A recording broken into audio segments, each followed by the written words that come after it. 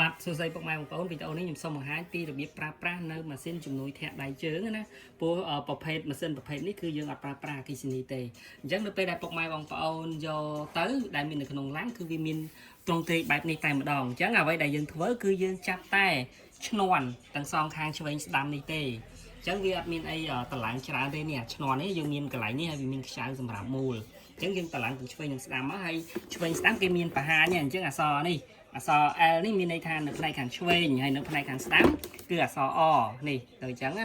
អញ្ចឹងពុកម៉ែបងប្អូនអាចយល់ឲ្យទោះយើងតម្លើងទៅក៏វាឆ្កងដែរបើសិនជាតម្លើងខុសណាអញ្ចឹងចំពោះមុខងារការប្រើប្រាស់របស់វាអញ្ចឹងនៅលើនេះ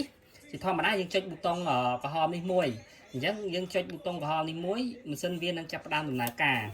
អញ្ចឹងនៅពេលដែលយើងចុចមួយម៉ាស៊ីននឹងចាប់ផ្ដើមដំណើរការនៅពេលដែលពុកម៉ែបងប្អូនធាក់ទៅម៉ាស៊ីននឹងវាលោតតួលេខឲ្យអញ្ចឹងខ្ញុំចង់បង្ហាញថានៅលើអេក្រង់ដែលបង្ហាញព័ត៌មាននេះគឺតនិចនេះវាជាអ្នកចង្អុលបង្ហាញអញ្ចឹងវាមានអក្សរ T D C T C ហើយនិង CA អញ្ចឹងអានេះជាពាក្យកាត់ដែលតនិចវានឹងបង្ហាញអញ្ចឹងពាក្យពេញរបស់វាគឺនៅផ្នែកខាងក្រោមអញ្ចឹងអក្សរ T ហ្នឹង T គេ T ហ្នឹងគឺស្មើនឹង time ហ្នឹងគឺជាពេលវេលាហើយអក្សរ D នេះគឺជា distance អញ្ចឹងគឺជាចម្ងាយហើយដល់ CT នេះឬ TC នេះគឺជាការរាប់ចំនួន count នេះណាដល់ពេល CA គឺ calorie ហ្នឹងមានន័យថា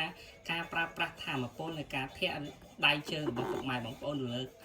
ចំណាយកម្លាំងថាមពលមានថាការចំណាយកម្លាំងនៃការប្រើប្រាស់អញ្ចឹងគឺមុខងារនៃការប្រើប្រាស់នៅលើម៉ាស៊ីនធាក់របស់យើងមានប៉ុណ្ណឹងហើយអ្វីដែលយើងប្រើមួយទៀតនេះគឺកន្លែងនេះ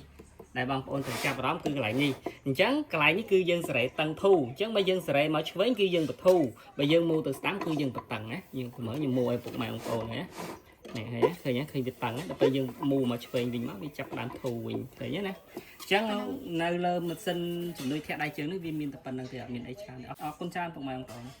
ដើម្បីសាកសួរព័ត៌មានបន្ថែមឬក៏កំងទិញសូមទំនាក់ទំនងលេខទូរស័ព្ទដូចដែលមាននៅលើក្រង់ឬឆាតចូល page សូមអរគុណ